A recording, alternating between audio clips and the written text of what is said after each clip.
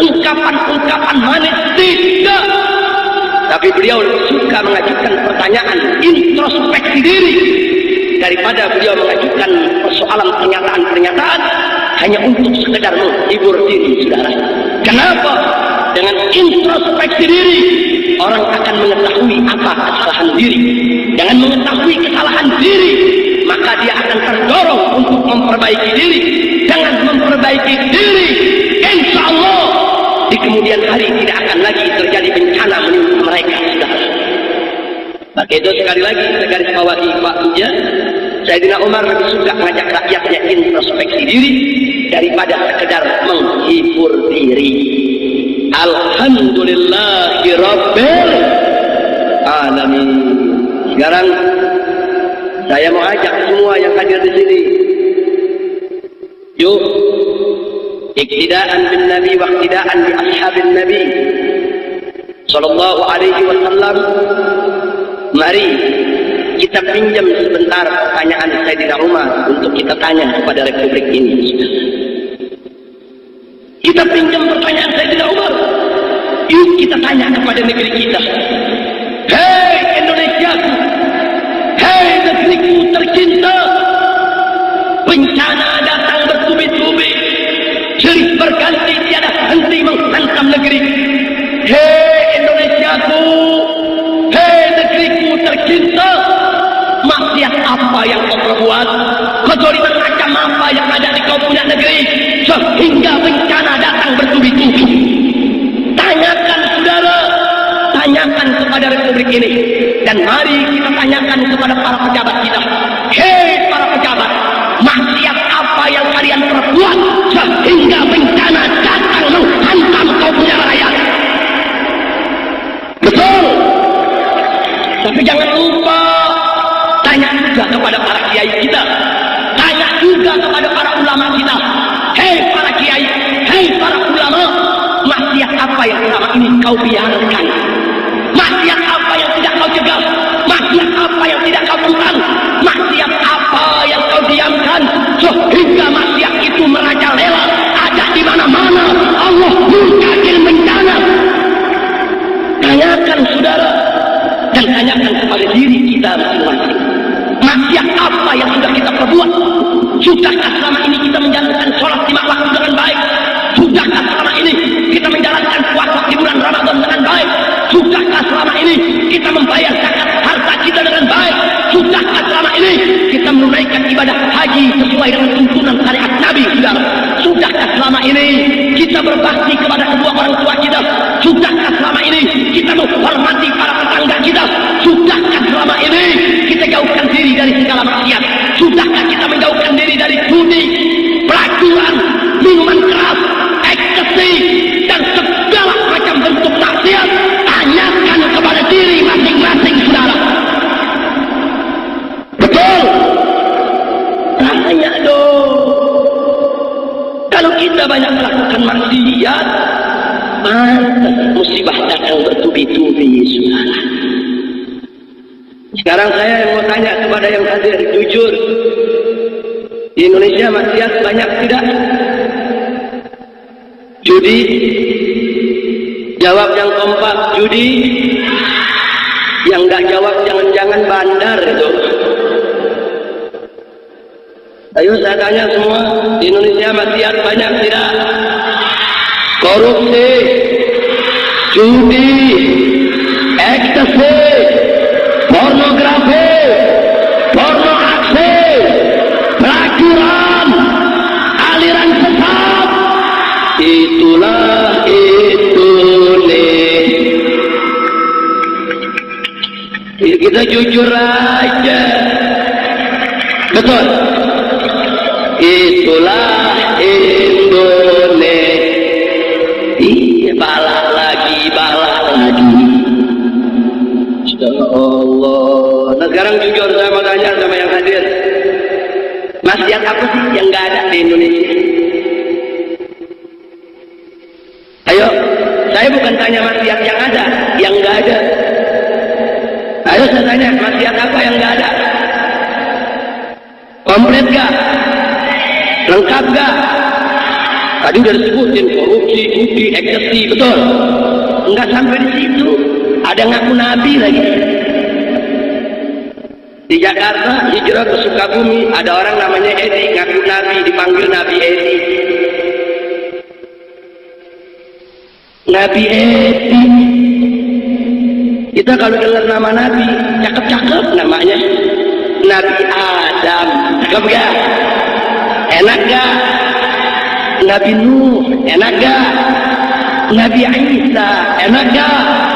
Nabi Muhammad, enak gak? Nabi Edi.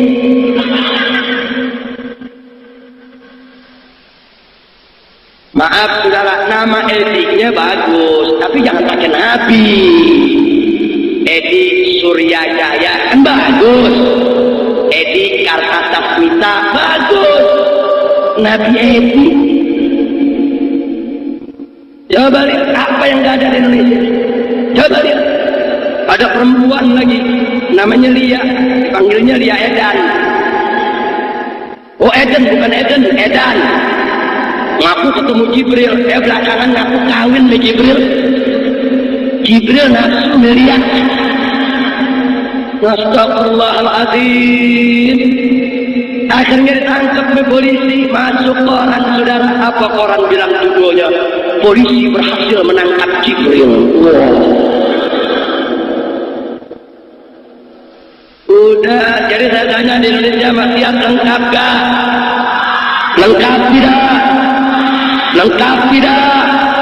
Yang ngaku Nabi ada gak? Ini maksiat apa yang gak ada? Semua maksiat sudah lengkap sudah. Sekarang jujur saya tanya, kalau maksiat banyak, nah sekarang musibah datang bertubi-tubi, wajar tidak? Wajar tidak? Rasain.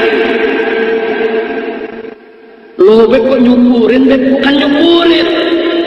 Ini sebagai satu pelajaran buat kita, saudara. Jangan sekali-kali menyalahkan Allah. Musibah bencana terjadi bukan karena Allah yang salah.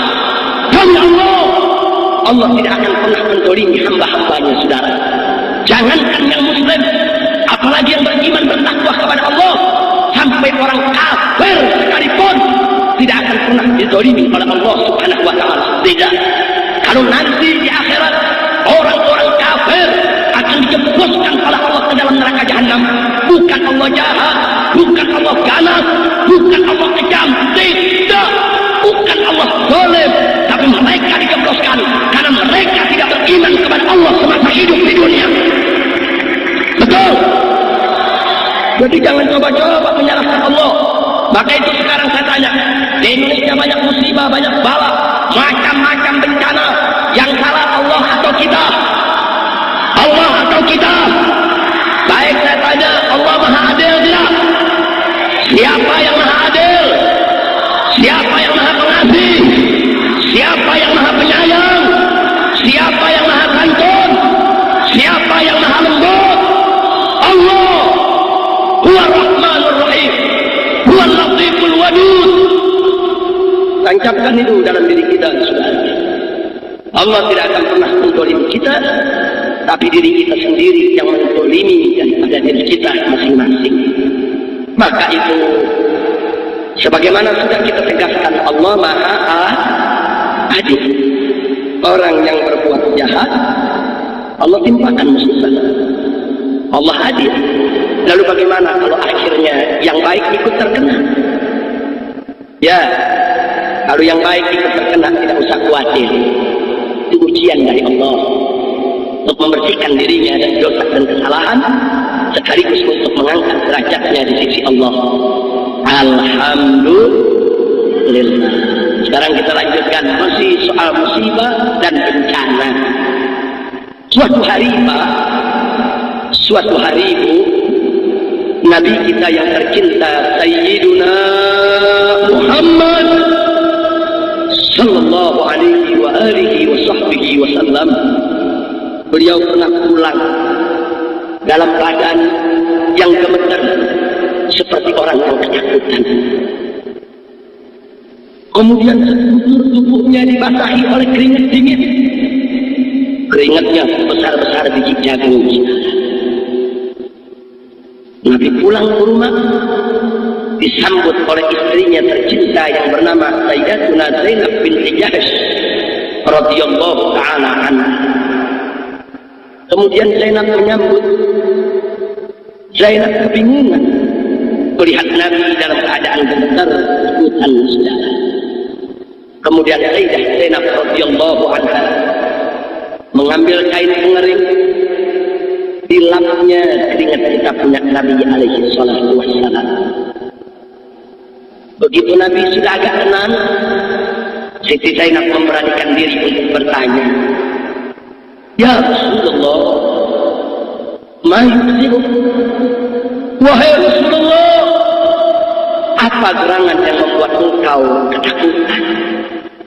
Ada apa wahai Nabi? Wahai Rasul. Nabi menjawab kepada istri, bagaimana aku tidak takut? Wailul lil Arab min syarrin qad iqtarab. Celaka bagi bangsa Arab, celaka bagi aku punya umat, celaka min syarrin qad iqtarab, dari kejahatan yang sudah semakin mendekat. Ada apa Nabi mengatakan begitu? Nabi menyampaikan kepada sang istri bahwa nanti umatnya akan ditimpa berbagai macam musibah dan malapetaka. Nabi telah diberikan gambaran oleh Allah, khabarul ilahi, tentang apa yang akan menimpa umatnya di masa yang akan datang.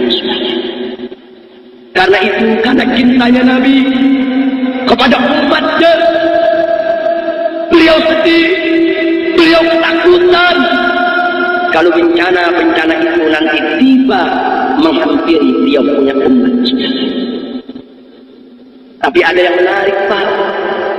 Ada yang menarik. Sayyidah Zainab radhiyallahu ta'ala anha memang seorang perempuan yang cerdas. Beliau langsung dengan tulus dan polos mengajukan pertanyaan kepada Nabi. Apa bunyi pertanyaannya? Ya Rasulullah, anak wa minas salihin. Wahai Rasulullah, apakah kita orang-orang yang baik, yang soleh taat kepada Allah, anak, apakah kita akan binasa dan juga akan terkena bencana? Wa minas salihin, sedangkan di tengah-tengah kita masih banyak orang yang soleh. Ini pertanyaan cerdas, Pak. Pertanyaan brilian tuh. Jadi sang istri bertanya, apakah kita orang baik akan ikut terkena bencana malapetaka? Padahal di tengah-tengah kita masih banyak orang yang soleh, masih banyak orang yang baik, masih banyak orang yang taat kepada Allah Subhanahu wa ta'ala. Apa jawab Nabi alaihi salatu wassalam? Nabi menjawab dengan jawaban yang singkat tapi padat, ringkas namun jelas. Kata beliau, "Na'am, idza kafural khabar." Ya, kita akan ikut terkena bencana. Kita akan ikut terkena musibah. Idza kafural khabar, jika kejahatan sudah merajalela. Masya Allah, Pak, Nabi jangan tegas menjawabnya, kita bakal kena bencana. Walaupun di tengah kita banyak orang soleh, banyak orang baik, tapi manakala banyaknya orang baik tadi tidak bisa membendung maksiat, tidak bisa mencegah kemungkaran, sampai kejahatan merajalela ada di mana-mana, maka saat itu bencana akan datang. Walaupun banyak orang baik, tetap mereka akan ikut terkena musibah. Inna lillahi wa inna ilaihi raji'un. Jadi hadis ini membuat bulu kuduk kita bangun. Enggak peduli di sekitar kita banyak kiai, nggak peduli. Nggak peduli di sekitar kita banyak ulama, nggak peduli. Nggak peduli di sekitar kita masih banyak orang baik. Tapi kalau kemungkaran merajalela dibiarkan, atau kalau ulama sudah menolak maksiat berjuang, tapi umat tidak mendukung, umat membiarkan, bahkan umat mendukung ashabul ma'asi, meninggalkan ulama, meninggalkan kiai, sehingga maksiat merajalela di mana-mana, bencana pasti datang, dan orang yang baik akan ikut terkena celaka. Na'udzubillah min tidak. Sekarang kan udah mulai kelihatan gejalanya. Ulama ditinggal, kiai ditinggal, tuan-tuan guru tidak dihargai di berbagai daerah, saudara. Masya Allah. Ulama tadi mencoba untuk menegakkan amar ma'ruf nahi munkar, tapi ditinggal oleh umat. Sampai si ulama nggak mampu untuk menghadapi kemunkaran yang ada. Akhirnya kemunkaran merajalela di mana-mana. Maka pada saat itu bencana akan datang. Dan kesian kalau bencana sudah datang, yang kiainya, yang ulamanya, yang santrinya, semua akan ikut digulung oleh musibah, saudara. Inna lillahi wa inna ilaihi raji'un. Makanya saudara, dalam satu hadis qudsi Nabi menceritakan suatu ketika Allah pernah memerintahkan malaikat Jibril alaihi salam. Apa kata Allah? Ya Jibril, ikhlif madinata kada wa kada. Hai Jibril, hancurkan kota yang ini dan hancurkan kota yang itu. Hancurkan, kebalikan. Kemudian Jibril alaihissalam melaksanakan perintah Allah. Dihancurkan kota-kota yang diperintahkan oleh Allah untuk menghancurkannya. Akhirnya tibalah Jibril kepada suatu kota yang Jibril berhenti, nggak berani menghancurkannya, saudara. Kenapa? Karena dalam kota tersebut masih ada seorang soleh. Kemudian Jibril menahan diri kembali kepada Allah untuk melapor, saudara. Dan Allah Maha mengetahui, tanpa laporan Jibril pun Allah tahu apa yang membuat Jibril menahan diri, saudara. Jibril menyampaikan, ya Rabb, inna fi madinata kada abduka lam yaksika qattun.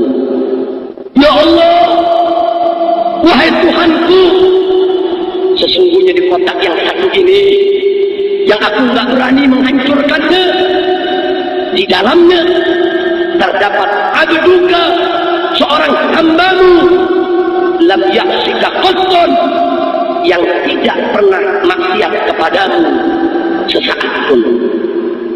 Ini orang soleh, dia nggak pernah maksiat. Apa harus aku hancurkan juga itu kota? Sedangkan itu orang soleh masih ada di dalamnya. Apa jawab Allah dalam hadis qudsi tadi? Ya Jibril, wahai Jibril, hambaku yang soleh itu memang dia soleh, akan tetapi kata Allah, fa innahu lam yatama'al fiyya qattun. Tapi orang tersebut wajahnya tidak pernah berubah tatkala hukumku dilanggar di hadapannya. Allah menyampaikan kepada Jibril, betul, itu hamba memang soleh, tapi tatkala ada maksiat di hadapan dia, ada kemungkaran di hadapan dia, hukumku dilanggar di hadapan dia, jangankan untuk mencegah, wajahnya pun tidak berubah. Dia tidak peduli. Al-Imam Al-Habib Abdullah bin Ansi Al-Haddad radhiyallahu ta'ala anhu dalam kitab An-Nasaih Ad-Diniyah wal Wasaya Al-Imaniyah menukilkan satu riwayat yang bersumber dari Siti Aisyah radhiyallahu ta'ala anha, di mana diceritakan dalam riwayat tersebut bahwa dulu suatu ketika Allah pernah menghancurkan satu negeri, padahal di dalam negeri tersebut ada 18.000 orang soleh. Bahkan dalam riwayat tadi yang dinukilkan pada Al-Habib Abdullah bin Alwi Al-Haddad disebutkan 18.000 orang soleh tersebut a'maluhum ka'amalil anbiya, amal perbuatan mereka, ibadah mereka seperti amal perbuatan dan ibadah para nabi, saudara. Tapi tetap dihancurkan oleh Allah. Kenapa? Karena maksiat merajalela. 18.000 orang soleh tadi tidak mampu untuk membendung maksiat yang ada, saudara. Kemungkaran di mana-mana, kezaliman di mana-mana, kemaksiatan di mana-mana. 18.000 itu sudah angkat tangan, tidak mampu, saudara. Akhirnya Allah yang turun tangan untuk menghancurkan negeri tersebut.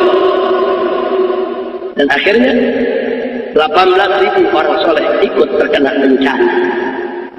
Saudara, kalau kita buka satu persatu riwayat dalam kitab-kitab Ahlus Sunnah wal Jamaah, cukup sudah dalil buat kita betapa erat hubungan antara musibah dengan maksiat.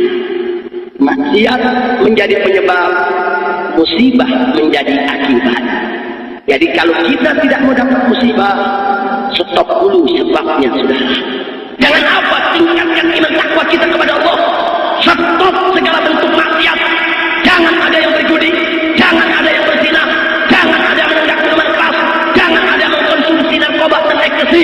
Stop pornografi, stop pornografi, sikat segala bentuk korupsi, stop segala bentuk maksiat dan kemungkaran. Allahu Akbar. Kalau itu di stop, itu yang merupakan kunci daripada kebahagiaan kita, keselamatan kita dari dunia hingga akhirat, insya Allah. Nah, sekarang kita kembali ke negeri kita. Setelah kita lihat tadi ayat Al-Quran, hadis Nabi, beberapa riwayat, kita kembali ke negeri kita. Ada yang nanya, Abed, kenapa musibah terjadi di Aceh dulu, bukan di Jakarta dulu? Kan Jakarta gudang maksiat. Betul? Betul? Kan Jakarta gudang maksiat. Lah kok Aceh dulu? Aceh kan seram di Mekah. Aceh Darussalam. Boleh saya jawab? Mau tahu jawabannya? Betul? Saudara, kalau diumpamakan manusia, Aceh itu kiainya, ulamanya. Sedangkan Jakarta itu premannya. Kalau diumpamakan manusia. Kenapa saya katakan begitu? Aceh julukannya Serambi Mekah, Darussalam. Ini bukan sembarangan julukan, saudara. Maaf Pak Udes, kalau saya sebut kepada Anda sendal, terompak, yang ada di benak kita, sendal yang kita pakai di kaki kita, betul? Barang yang tidak seberapa harganya, nggak istimewa. Tapi maaf, kalau saya sebut sendal Nabi, jadi istimewa ya? Jadi istimewa ya? Oh iya. Kalau disebut sendal saja enggak istimewa. Tapi kalau sudah disebut sendal Nabi, serompa Rasulullah, maka dia akan, yang ada di benak kita, sendal yang kita pakai di kaki kita, betul? Barang yang tidak seberapa harganya, enggak istimewa. Tapi maaf, kalau saya sebut sendal Nabi, jadi istimewa ya? Jadi istimewa ya? Oh iya. Kalau disebut sendal saja enggak istimewa. Tapi kalau sudah disebut sendal Nabi, serompa Rasulullah, maka dia akan menjadi istimewa. Begitu juga kalau saya sebut unta. Kalau disebut unta, binatang. Binatang yang tidak memiliki akal yang sempurna seperti manusia. Hanya seekor binatang. Mungkin kita lihat tidak istimewa. Tapi kalau kita sebut unta Nabi, jadi istimewa tidak? Yang bikin istimewa apa? Oh iya. Jadi kalau dalam bahasa Arab itu ada mudhaf dan mudhaf ilaih. Jangan lupa itu. Mudhaf ilaih itu bisa mengangkat derajat mudhafnya, saudara. Nah begitu juga Aceh. Kalau Aceh disebut Serambi, nggak istimewa. Kalau Aceh disebut Serambi Sumatera, nggak istimewa. Kalau Aceh disebut Serambi Indonesia, nggak istimewa. Tapi begitu Aceh disebut Serambi Mekah, ini amanat berat di pundak Aceh, saudara. Aceh menjadi istimewa. Julukan Serambi Mekah itu nggak boleh dipermainkan, nggak boleh disederhanakan, saudara. Itu menjadi satu amanat di mana Aceh harus betul-betul selalu dijaga daripada segala kekotoran maksiat. Betul. Aceh istimewa, saudara. Makanya Aceh saya ibaratkan ulama, kiai. Kalau Jakarta preman. Jakarta nggak disebut Serambi Mekah, saudara. Nggak ada Jakarta disebut Serambi Madinah. Tidak. Nah, lalu kenapa saya umpamakan Aceh kiai, Jakarta preman? Nah, sekarang saya mau tanya. Kalau kiai buat dosa, preman buat dosa, yang mana dosanya gedean? Ayo jawab yang jujur, yang mana dosanya gedean? Jadi kalau dihukum yang mana? Preman dulu atau kiai dulu? Kiai dulu. Kiai dulu yang dihukum. Betul? Sekarang mari kita lihat. Jakarta preman, Aceh kiai. Sama-sama banyak maksiat. Aceh dulu digebuk. Loh apa di Aceh ada maksiat? Habis. Mari kita buktikan. Aceh, bangsa Indonesia sudah puluhan tahun merasakan kemerdekaan. Kita bisa tertawa, gembira, senang. Tapi Aceh selama puluhan tahun tidak pernah merasakan kegembiraan tersebut. Di zaman Orde Lama, Aceh dikejar, dituduh sebagai pemberontak. Di zaman Orde Baru, tahun 80-an, diberlakukan operasi militer di Aceh. Ribuan masyarakat Aceh menjadi korban. Dan di era reformasi, perang tetap bergejolak di Aceh, di Bandung. Coba kita lihat, ada apa dengan Aceh? Saudara, Tentara Nasional Indonesia dengan gerakan Aceh Merdeka yang dikenal dengan istilah TNI dan GAT, puluhan tahun diadu di Aceh, saling serang, saling tembak, saling bunuh satu sama lain di Bandung. Saya tidak terlalu simpati kalau kamu perang dengan TNI. Kenapa? Kamu punya senjata, TNI punya senjata. Perang berimbang, saudara. Mati di kedua belah pihak biasa. Perang pasti ada korban yang mati dari kedua belah pihak. Tapi yang mengiris hati, saudara, bagaimana nasib rakyat sipil di Aceh? Yang mereka tidak ikut TNI, dan mereka tidak ikut GAM.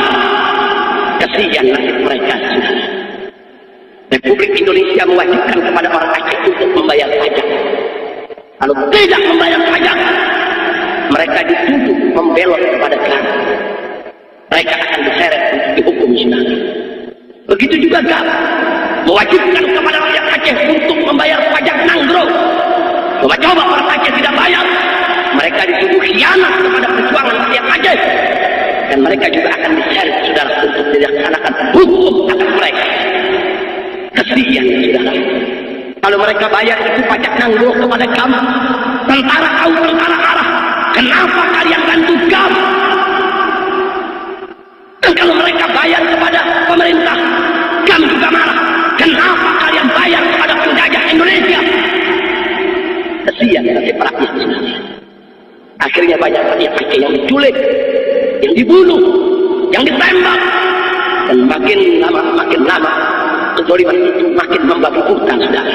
Bahkan sampai perempuan-perempuan Aceh, berapa ratus yang diperkosa, berapa banyak penduduk Aceh yang dibantai, ribuan anak-anak orang Aceh dipaksa menjadi yatim. Ya, Aceh Serambi Mekah dikotori oleh darah kaum muslimin, darah rakyat yang tidak berdosa, darah rakyat yang tidak tahu apa-apa, saudara. Tidak sampai di situ, orang-orang jahat yang memang tidak suka Aceh dilaksanakan syariat Islam, tidak suka Aceh sebagai Serambi Mekah, mereka buka sepanjang pantai barat Aceh sebagai tempat wisata maksiat, saudara. Pantai barat Aceh mulai dari Banda Aceh sampai Melabu, hampir 300 km panjangnya, saudara.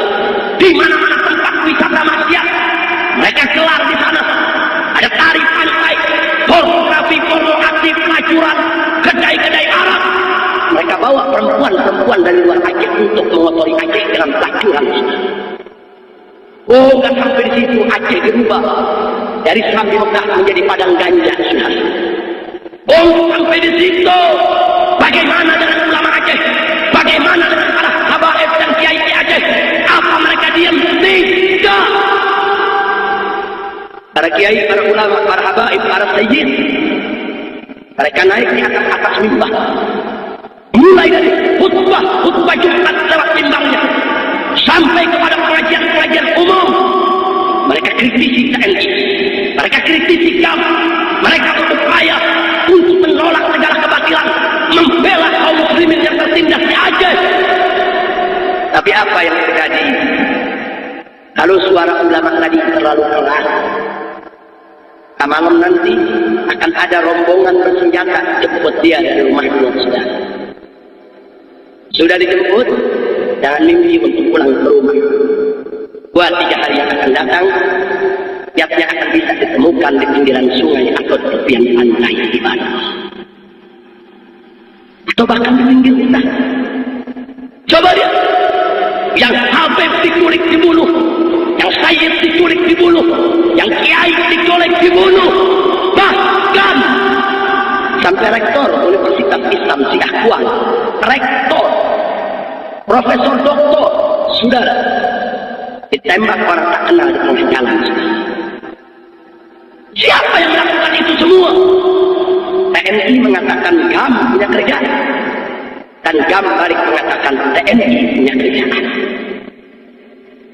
Kita tidak tahu siapa yang melakukan itu, saudara, dan kita tidak bisa menuduh apakah itu TNI, apakah itu GAM, apakah itu pihak ketiga yang sengaja ingin mengadu domba.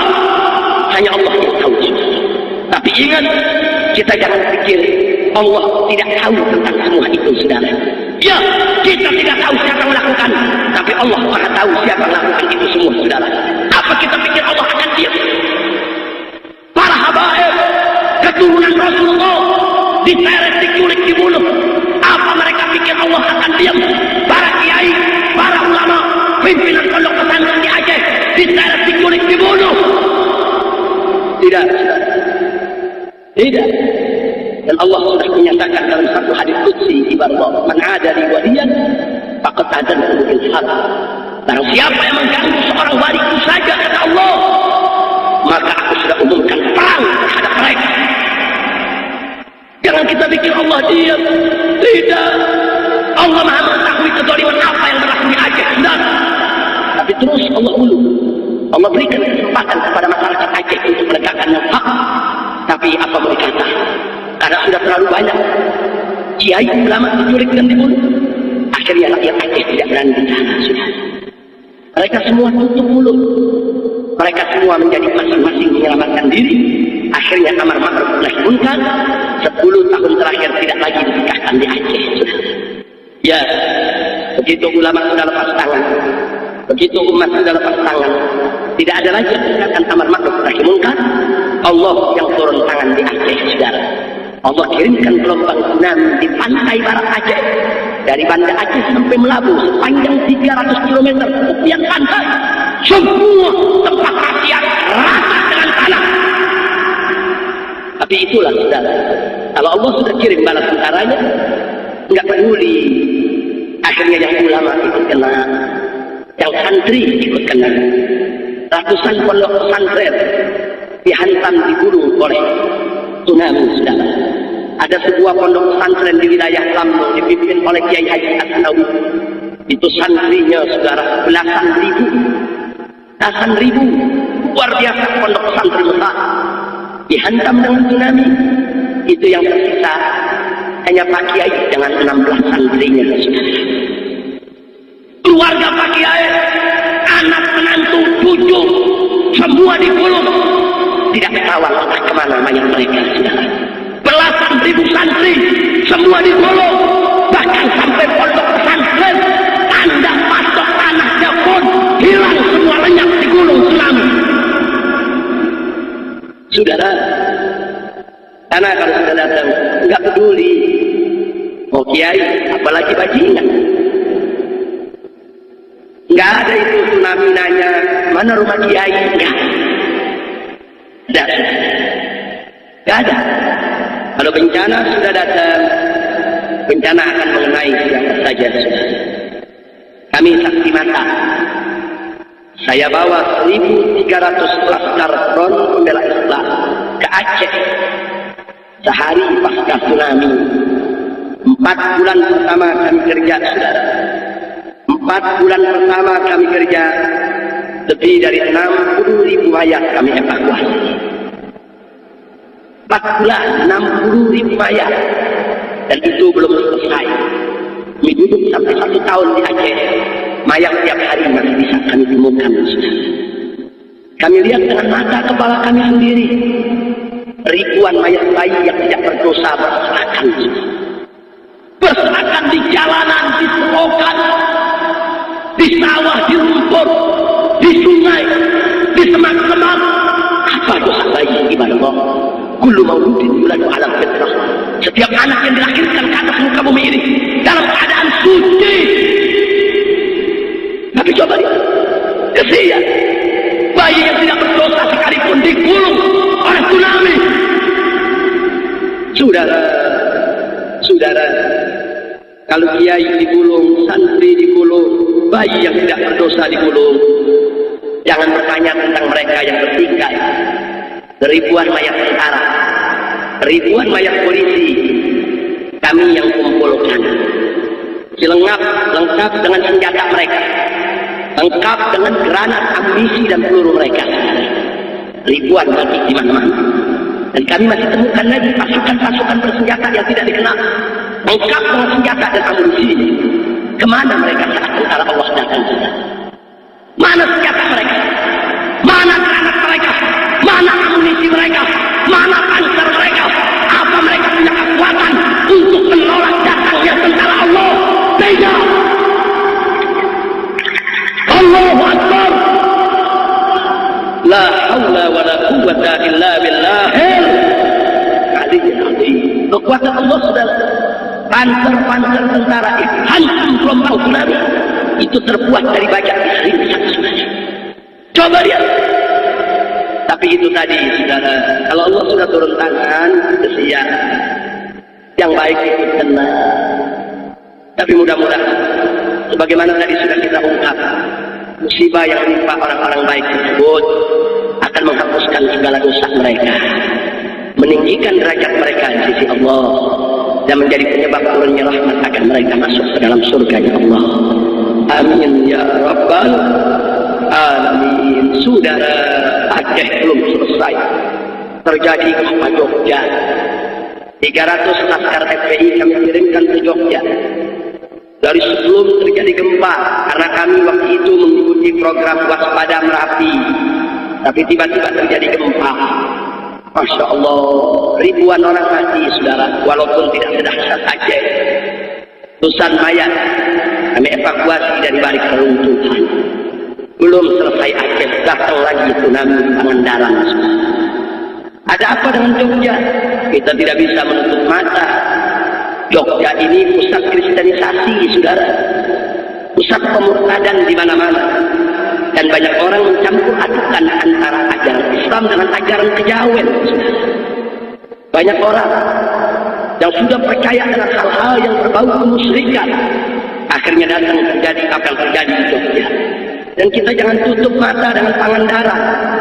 Kami juga turun di Pangandaran. Seluruh rakyat FPI yang ada di Ciamis, Cilacap, Tasik dan Garut, dari mulai malam terjadi bencana, mereka semua turun di Pangandaran, saudara. Itu seluruh tempat maksiat yang ada di pinggiran Pangandaran, porak-poranda, tempat maksiat. Ya, selama ini ulama-ulama Ciamis sudah kasih tahu, ulama-ulama Ciamis sudah bicara, tapi mereka tidak peduli. Tetap kemaksiatan merajalela di Pangandaran. Jadi jangan salahkan Allah kalau Allah kirimkan bencana tersebut. Lalu bagaimana Jakarta? Tinggal tunggu giliran. Memang kita tidak mau terjadi bencana. Karena itu kami tegakkan amar ma'ruf nahi munkar. Kami lawan berbagai macam kemungkaran di ibu kota Jakarta. Agar Allah tidak memporak-porandakan ibu kota, saudara. Tapi kalau memang ternyata kemaksiatan itu tetap merajalela dan kemampuan kami hanya sebatas itu untuk mencegah kemunkaran, apa mau dikatakan? Serahkan kepada Allah, pasrahkan apapun yang terjadi, saudara. Dan saya bisa bayangkan Jakarta dihantam gempa dengan kekuatan di atas 8 skala Richter saja, berapa juta yang akan jadi korban, saudara. Gedung-gedung cakar langit. Jakarta setiap hari penduduknya ada 15 juta orang, dan kalau di hari kerja penduduknya bisa mencapai 20 juta orang. Ngurus mayat 130.000 mayat di Aceh 1 tahun baru kelar. Karena tertimpa reruntuhan, nggak mudah untuk mengangkatnya. Mayat-mayat ada di alam terbuka 1 minggu tidak kita angkat. Di alam terbuka perut-perut mereka mulai meletus. Masuk 1 bulan, badan mereka sudah mulai dimakan oleh jantung. Ulat di mana-mana, bolong di sekujur badan. Kalau sudah masuk 2 bulan, maka mayat-mayat tersebut sudah membusuk. Hati-hati cara mengangkatnya. Asal sedikit kita angkat, maka kepala, tangan, dan kaki bisa lepas dari badan. Enggak sampai di situ, kami alami sendiri bagaimana relawan-relawan FPI tatkala turun di Aceh merebut dengan anjing-anjing bulu, anjing-anjing hutan yang ingin memangsa dari mayat-mayat yang berserakan. Ya, kita berlomba mana lebih dulu. Kalau anjing-anjing tadi lebih dulu, mereka akan makan sisa-sisa mayat yang ada. Tapi kalau kita yang lebih dulu, maka kita akan segera menyelamatkan jenazahnya untuk kita urus sebagaimana mestinya. Oh, mengerikan, saudara. 130.000 mayat di Aceh 1 tahun belum selesai. Lalu bagaimana Jakarta? Kalau andai kata Allah berikan malapetaka, jutaan orang mayat kami berserakan. Itulah, saudara, kami nggak mau itu terjadi. Jinya tegakkan amar ma'ruf nahi munkar. Ya, saya juga ingin berpesan kepada orang Bangkalan, saudara saya di Madura, yang kiri kanannya adalah lautan. Hati-hati, jangan sampai terjadi kemarin kami datang ke Aceh, datang ke Jogja, datang ke Pangandaran untuk mengevakuasi mayat saudara-saudara kami di sana. Jangan sampai besok kami datang ke Madura untuk mengevakuasi mayat Anda. Sekarang saya tanya, mau selamat tidak? Mau selamat tidak?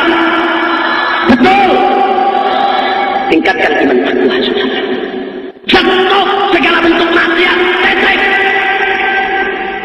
Hanya itu yang bisa menyelamatkan kita di ibadah. Hati-hati, Pak. Hati-hati. Kalau bencana bisa menghantar yang sambil Mekah. Demi Allah, setiap saat bencana itu bisa terjadi di mana-mana. Siapa yang sangka di Sidoarjo tiba-tiba ada gas tersembur begitu hebat tanpa ada yang bisa menghentikan, saudara. Saudara yang tinggal di pinggir laut, hati-hati dengan tsunami. Yang tinggal di atas gunung, hati-hati dengan letusannya. Yang tinggal di perbukitan, hati-hati dengan longsornya. yang tinggal jauh dari gunung, jauh dari perbukitan, jauh dari laut. Kami Allah. Bumi di bawah telapak kaki kita setiap saat bisa terbelah untuk menelan kita. Allah bisa mengirimkan malapetaka kapan saja, di mana saja, dalam bentuk apa dan bagaimana saja, sesuai dengan kehendak Allah. Kalau kita ingin menyetop agar bencana itu tidak terjadi, ketuklah pintu rahmat Allah. Karena Allah berfirman dalam hadis qudsinya, sabaqat ghadabi rahmati. Rahmatku mendahului kemurkaanku. Bagaimana cara mengetuk pintu rahmat Allah?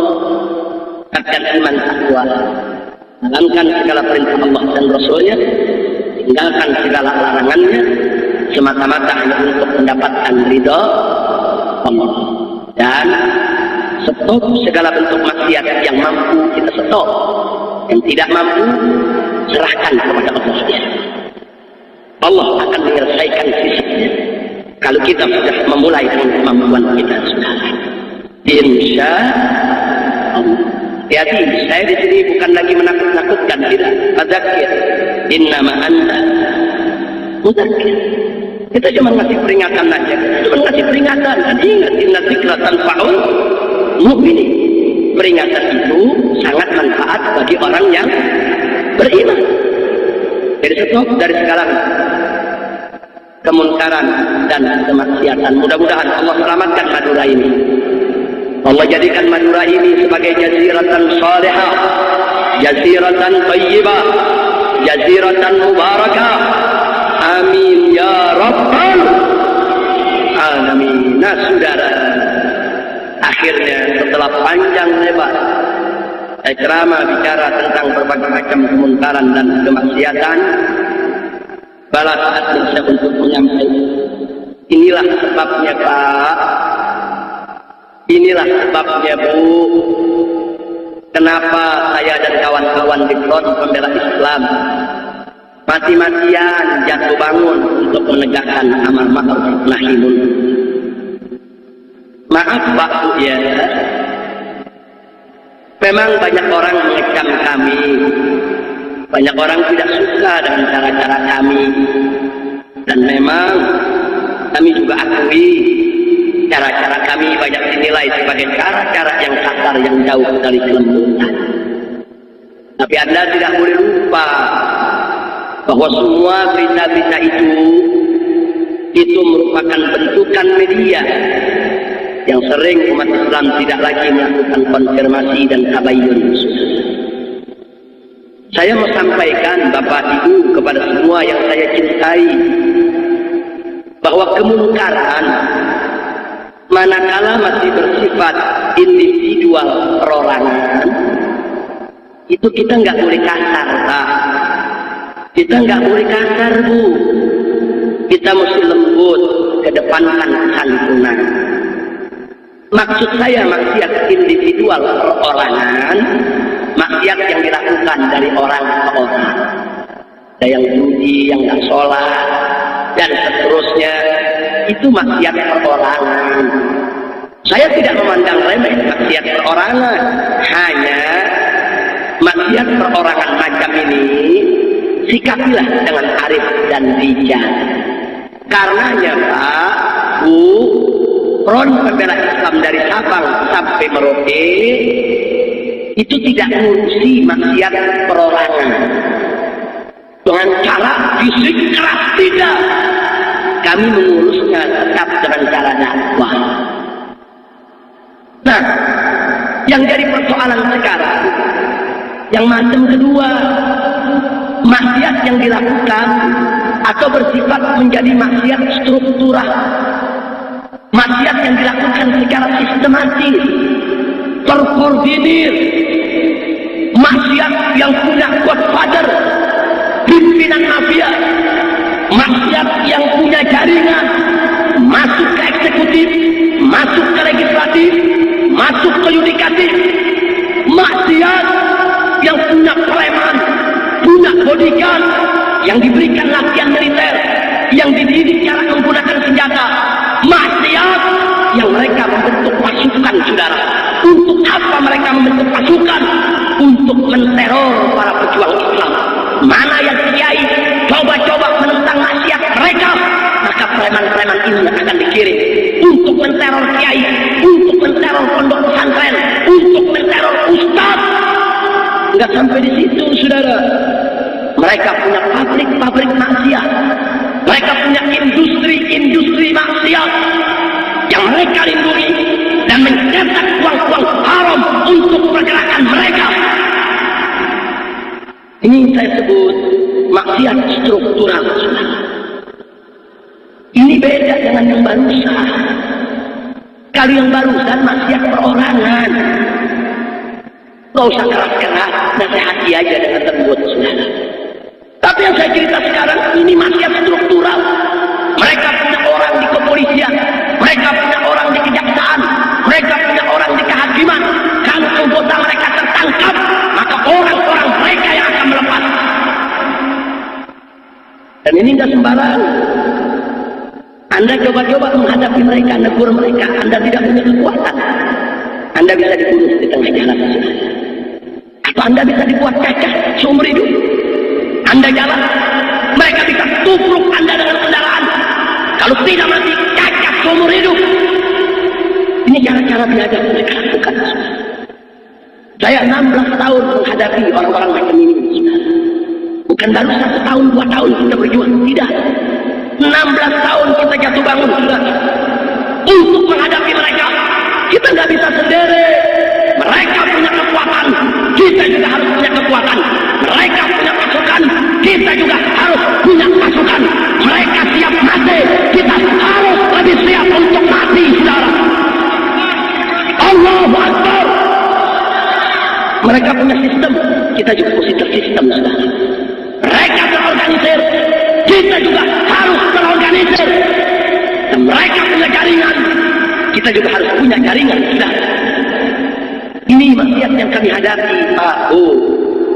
Ini yang kami perah.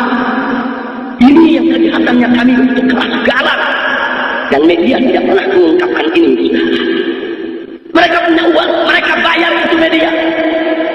Jangan kau buat ya berita tentang kalau kami ini punya industri maksiat. Buat saja itu berita yang FPI brutal, FPI biadab, FPI galang. Mereka punya uang dan mereka punya jaringan. Pak, ada lagi yang lebih parah. Ini yang saya mau sampaikan. Kalau maksiat tadi baru bentuknya sindikat mafia saja, masih ringan, Pak. Masih ringan, Bu. Kita masih bisa ngadepinnya dengan mudah, insya Allah. Tapi sekarang yang jadi persoalan, maksiat di Indonesia sudah dijadikan sebagai senjata perang oleh musuh-musuh Islam untuk menghancurkan negeri dan bangsa ini. Kalau Anda mau tahu, sebelum saya rincikan, saya cerita dulu sedikit. Tolong dicatat saya. Di dalam sejarah ada yang disebut perang candu. Perang candu. Apa sih itu perang candu? Dulu Pak, Bu, negeri Cina itu berbentuk kekaisaran, dipimpin oleh seorang kaisar. Negeri Cina begitu luas dan ditakuti oleh musuh-musuhnya, saudara. Tumbang berantakan menjadi negara-negara kecil di Eropa. Sedangkan kekaisaran Persia dengan izin Allah jatuh dengan kaum muslimin. Sedangkan kekaisaran Cina tetap berdiri dengan tegak, saudara. Singkat cerita, masuk zaman kolonialisme, masuk zaman imperialisme, negara-negara barat dipimpin oleh Inggris, mereka punya ambisi untuk merebut Cina, saudara.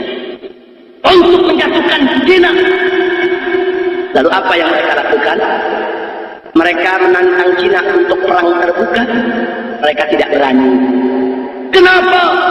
Tentara Cina jumlahnya banyak, mereka kuat, mereka terlatih, mereka tampil ilmu bela diri, saudara. Dan mereka pengalaman perang di berbagai medan, perang di hutan, di gurun pasir, di gurun salju, di laut, di darat, di hutan. Mereka mampu melakukan itu semua, saudara. Lalu apa yang terjadi? Di Inggris memakai siasat. Didekati Cina, dibukalah hubungan dagang. Begitu sudah terjalin, Inggris membuka kantor-kantor dagang di sejumlah kota di Cina, saudara. Setelah itu, Inggris mulai cari mana pejabat yang korup. Pejabat yang korup yang bisa dibeli, saudara. Dicari pejabat istana yang korup, dicari komandan tentara yang korup, itu yang mereka beli. Untuk apa? Untuk melindungi bisnis Inggris di Cina, saudara.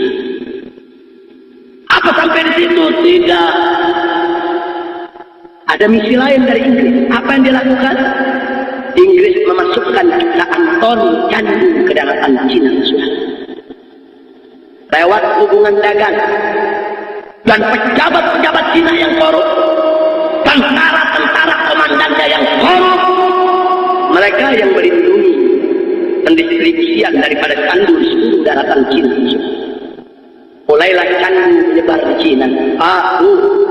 Itu yang namanya candu. Kalau orang sudah ketagihan, itu lebih dahsyat daripada ganja, lebih dahsyat daripada narkotik, lebih dahsyat daripada narkoba. Makanya kalau orang ketagihan disebut kecanduan, saudara. Karena kekuatan candu untuk merangsang orang membuat ketagihan lebih hebat daripada barang haram yang lainnya. Akhirnya disebar itu candu ke seluruh daratan Cina. Dan tolong dicatat Pak Buja, dijual murah oleh Inggris, bukan dijual mahal. Loh, kenapa dijual murah? Supaya anak petani bisa beli, supaya tentara-tentara Cina yang gajinya kecil bisa beli, supaya rakyat jelata bisa beli. Dijual murah. Bahkan untuk komandan-komandan tentara diberikan gratis. Sebulan, 2 bulan, 1 tahun berlalu. Akhirnya yang ditunggu oleh Inggris tiba, saudara.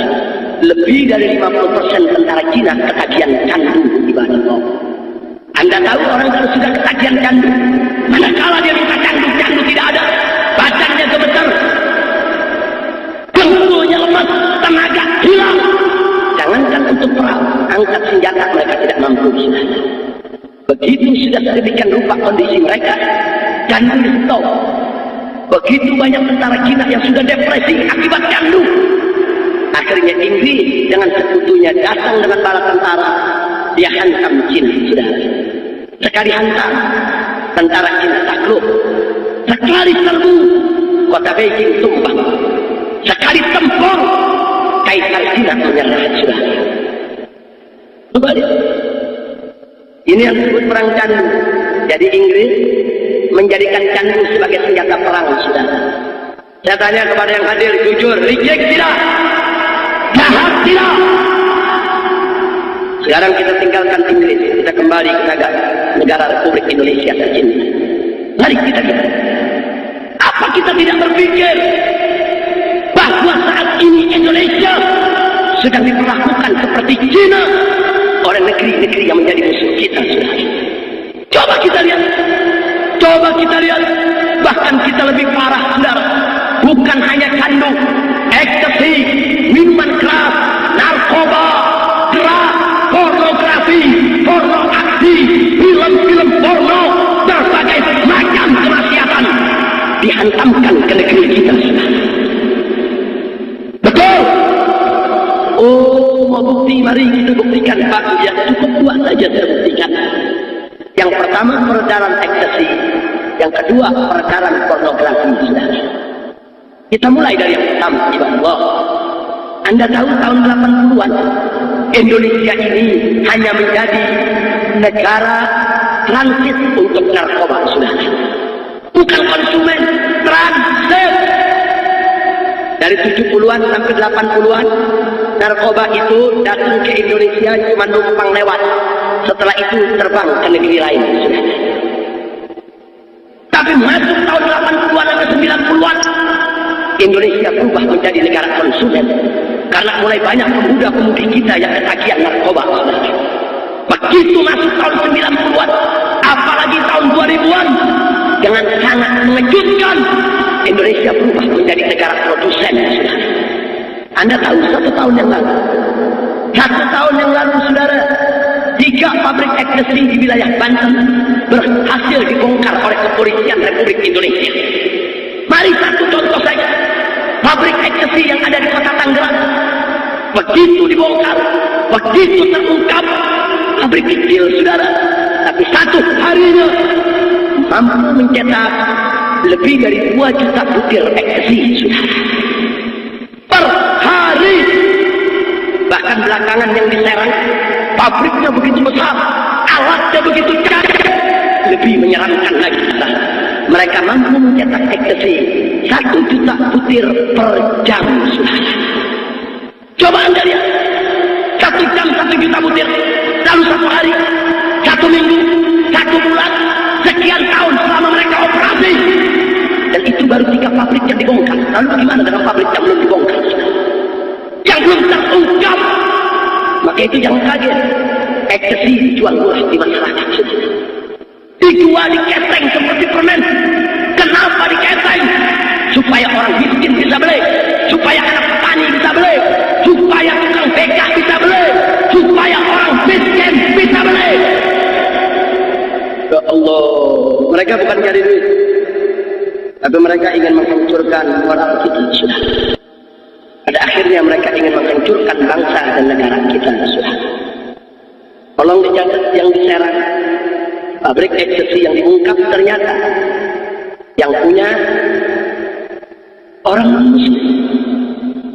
Dan ternyata anggota yang ditangkap, saudara, staf-stafnya banyak yang WNA. Ada yang dari Australia, ada yang dari Jerman, ada yang warga Belanda, ada yang warga Italia. Mereka semua ditangkap oleh kepolisian kita, saudara. Orang-orang asing yang punya, orang-orang kafir yang punya. Apalagi tujuan mereka kalau bukan ingin menghancurkan negeri kita, betul? Ya Allah, ini berat, Bu, ya. Ini yang diurusi sama FPI, bukan sembarang maksiat. Ini maksiat struktural. Ini maksiat yang menjadi perang besar. Sudah pindah sekarang ke pornografi, sudah. Setiap hari Indonesia saat ini diselundupkan jutaan keping VCD porno masuk ke negeri ini.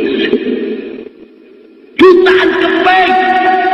Bahkan saat ini mereka sudah berani untuk memperbanyak VCD porno di dalam Indonesia. Dan mereka jual murah. 1 keping VCD porno di kota Surabaya, apalagi di Jakarta, cuma Rp1.000. Dan sekarang sudah ada DVD. 1 DVD dijual cuma Rp4.000. Anda tahu, kecanggihan DVD, dia mampu menampung 10 film porno. Cuma Rp4.000, 10 film porno dalam 1 disc. Berarti 1 film porno mereka hanya jual Rp400. Kenapa mereka jual murah? Mereka bukan mencari duit, mereka menghancurkan moral kita. Oh, dengan alasan kecanggihan teknologi, alat putar VCD beberapa tahun yang lalu harganya jutaan, saudara, tapi sekarang diselundupkan oleh mereka. Diselundupkan jutaan mesin-mesin putar VCD di sini, saudara. Itu bisa kita dapatkan cuma harga Rp25.000, Rp40.000. Coba lihat, kenapa dijual murah? Supaya orang miskin bisa beli, supaya anak-anak muda bisa beli, supaya anak sekolah bisa beli, supaya petani bisa beli.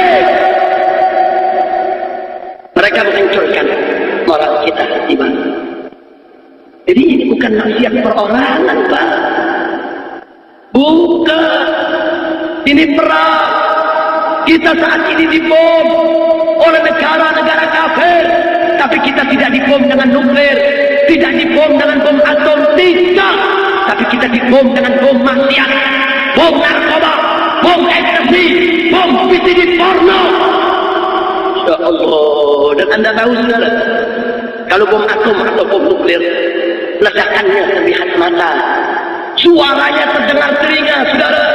Tapi kalau bom maksiat, ledakannya tidak terdengar dan tidak terlihat, saudara. Tapi akibatnya bisa kita rasakan.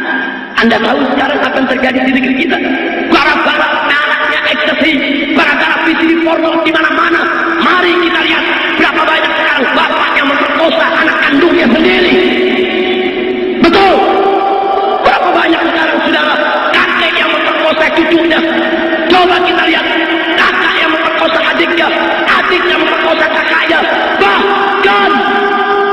Baru 6 bulan yang lalu, saudara, bagaimana seorang pemuda setelah melihat gambar porno, tega dia perkosa ibu kandungnya sendiri. Biadab. Coba kita lihat di Barma, ada apa di negeri kita? Memang itu pemuda biadab, itu pemuda durjana, itu pemuda durhaka. Tapi tunggu dulu, saudara, kita perlu bertanya, kenapa ada pemuda Indonesia yang selama ini dikenal begitu berbakti kepada orang tua, begitu takut kepada orang tua, begitu cinta kepada ibu? Sejelek-jeleknya pemuda Indonesia, saudara, mereka sangat menghormati ibu kandung mereka. Tapi kenapa pemuda Indonesia yang selama ini begitu santun, begitu lembut, begitu ramah, begitu baik, tiba-tiba berubah menjadi iblis memperkosa ibunya sendiri? Tanya, saudara, ada apa? Si pemuda tadi hanya menjadi korban, saudara. Maksiat meledak di rumahnya, maksiat meledak di rumah-rumah kaum muslimin, dan akhirnya kita lihat berapa banyak orang kita yang sudah rusak di Barma. Anda tahu, Pak, Bu, jeleknya zaman jahiliyah, zaman jahiliyah, zaman bejat, zaman jahiliyah, saudara, itu jeleknya zaman. Tapi sejelek-jeleknya zaman jahiliyah, tidak ada anak memperkosa ibu kandungnya sendiri, saudara. Kita dihancurkan, Pak. Kita dihancurkan, Pak. Dan apa? Kesian anak-anak gadis kita. Kenapa saya katakan kesian? Dulu, Pak, Bu, tahun 70, 80-an, anak-anak gadis kita kalau sudah masuk pintu halaman rumah, dia akan merasa aman dan tenang dari godaan lelaki hidung belang, saudara. Kenapa dia tenang? Karena dia tahu di rumah ada bapaknya yang akan membela dia, ada abangnya yang akan menjaga dia, ada pamannya yang akan ikut melindungi dia, saudara. Apalagi kalau sudah masuk ke dalam rumah, apalagi kalau sudah masuk dalam kamar pribadi, aman dulu. Tapi saat ini kesian anak-anak gadis kita. Jangankan masuk ke dalam halaman rumah, jangankan masuk ke dalam rumah, sampai di kamar pribadi pun mereka tidak lagi aman. Manakala si anak gadis tahu bapaknya suka nonton VCD porno, abangnya suka mengkonsumsi ekstasi, pamannya suka melihat gambar-gambar porno, maka si anak gadis tidak akan pernah bisa aman. Kenapa? Karena bapaknya, abangnya, pamannya, keluarganya sendiri akibat kemungkaran tadi setiap saat bisa berubah menjadi setan yang siap untuk memperkosa anak gadis tersebut, saudara. Betul, betul. Sampai kapan ini kita mau biarkan, saudara? Makanya, Pak, Bu, sebelumnya saya minta maaf.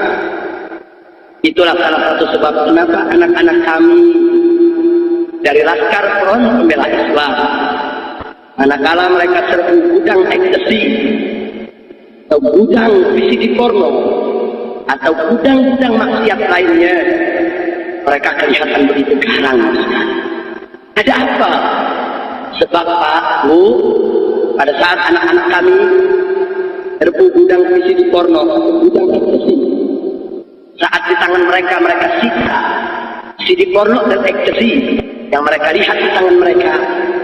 Ini bukan VCD porno, ini bukan ekstasi, tapi ini adalah amunisi musuh yang ditembakkan ke umat Islam.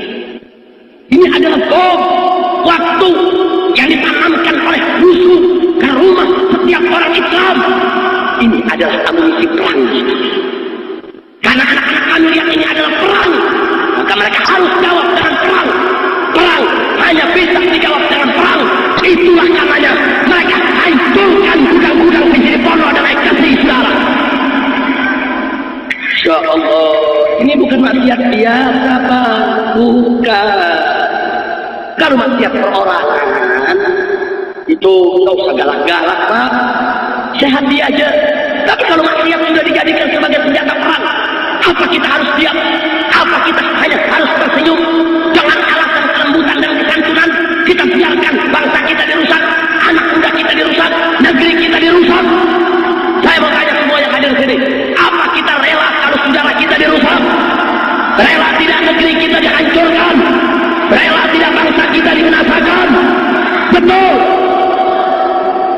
Begitu saya mau tanya, kalau musuh-musuh kita sudah menjadikan maksiat sebagai senjata perang, saya mau tanya kepada umat Islam, apa siap untuk menghadapi mereka?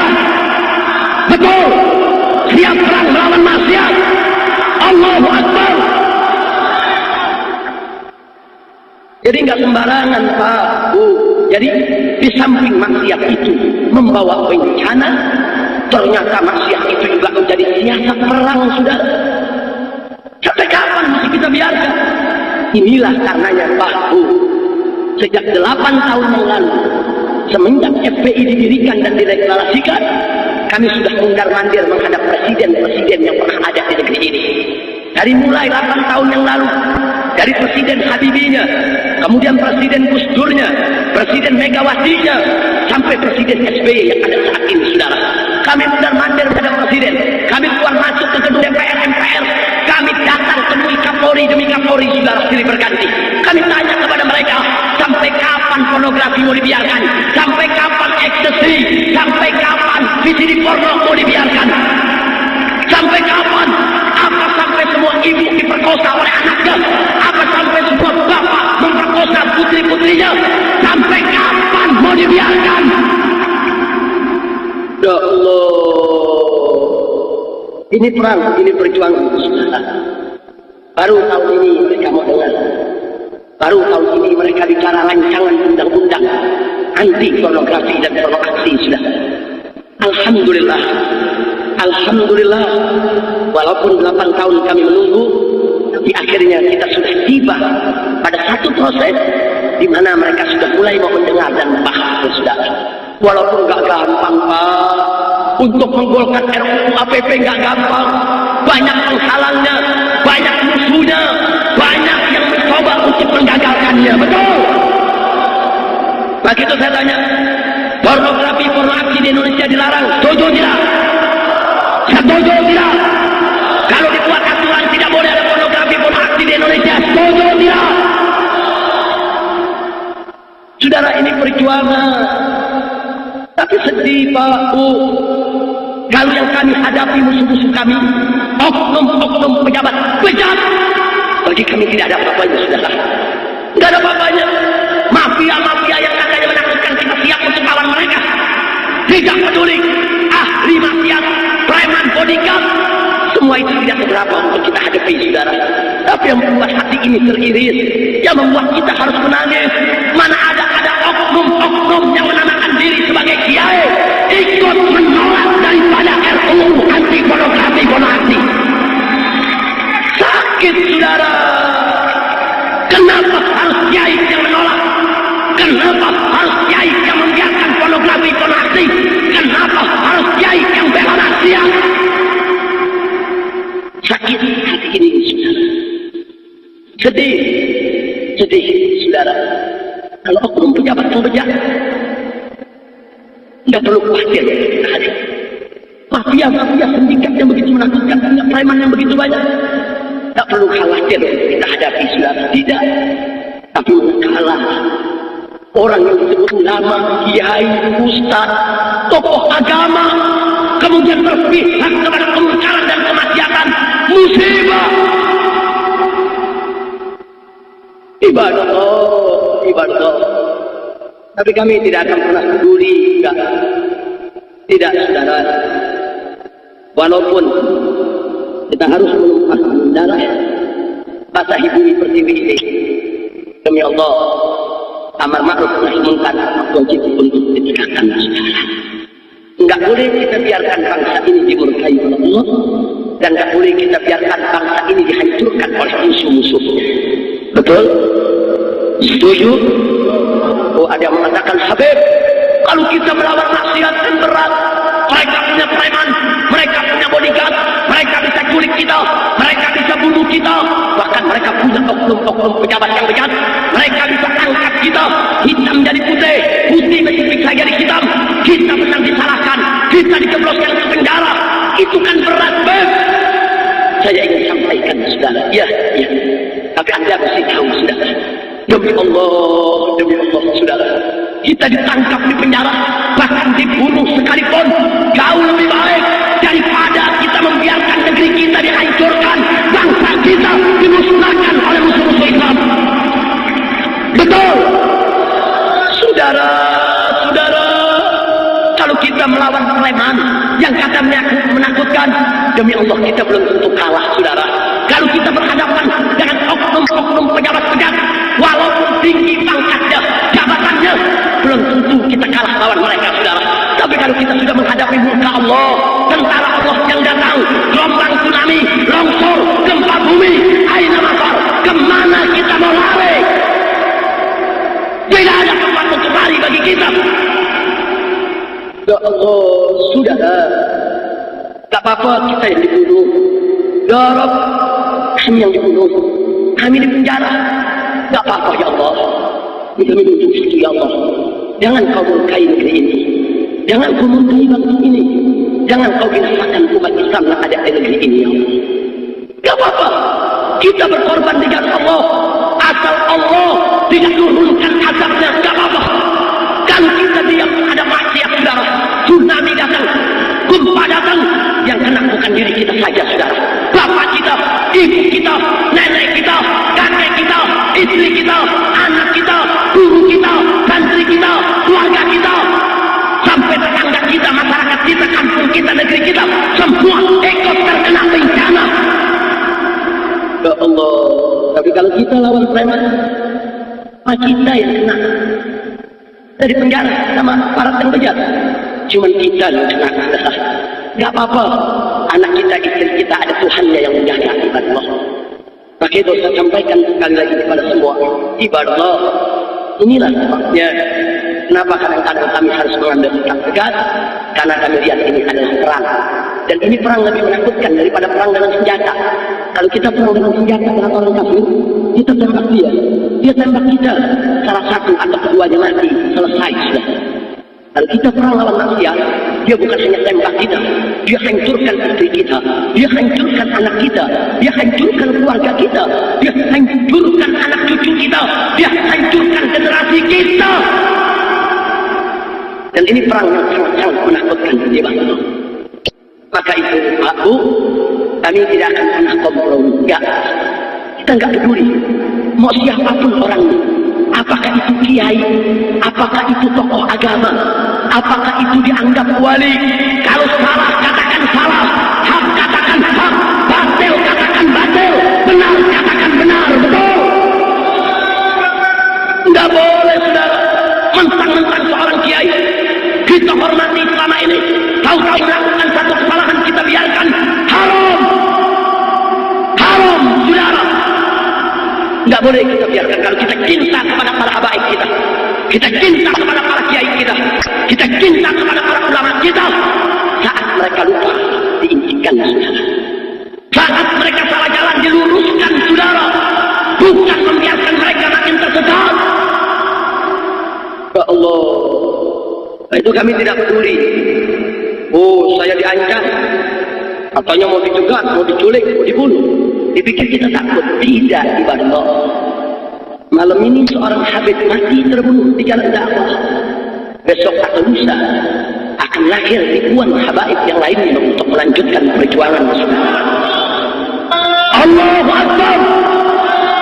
Dan ingat, malam ini seorang kiai diculik, dibunuh karena menegakkan kebenaran. Masih ada jutaan kiai yang siap untuk mengobarkan perang melawan kezaliman. Betul. Allahu Akbar. Jadi kita tidak akan pernah mundur untuk mengatakan yang hak itu hak, yang batil itu batil. Kami bukan orang politik, kami bukan orang pantai. Front Pembela Islam bukan partai politik. Kami hanya menegakkan amar ma'ruf nahi munkar. Oh, kemarin diancam Habib, katanya FPI mau dibubarkan. Saya jawab singkat, FPI nggak usah dibubarkan. Asal tegakkan hukum di Indonesia, stop maksiat, FPI bubar sendiri. Betul. Karena FPI bukan tujuan perjuangan. FPI itu cuma kendaraan untuk menuju Allah. Tujuan perjuangan kita adalah ridho Allah, bukan FPI sekarang. Maka itu saya tidak pernah gusar. Apa FPI mau dibubarkan? Tenang aja. Kenapa sih repot-repot? FPI boleh dibubarkan, tapi saya tanya, amar ma'ruf nahi munkar bisa dibubarkan enggak? Enggak bisa. Oh, hari ini Front Pembela Islam dibubarkan, nggak apa-apa. Besok saya dirikan Front Pecinta Islam. Dibubarkan lagi, lusanya saya bentuk lagi Front Penegak Islam. Dibubarkan lagi, hari berikutnya saya bentuk lagi Front Persaudaraan Islam. Pengurusnya tentu juga. Kenapa sih bingung, sudah? Kenapa bingung? Jangan nama sebuah organisasi, sudah. Jangan. Oh, saya larang keras kalau aktivis FPI fanatik kepada organisasi. Tidak. Dia harus fanatik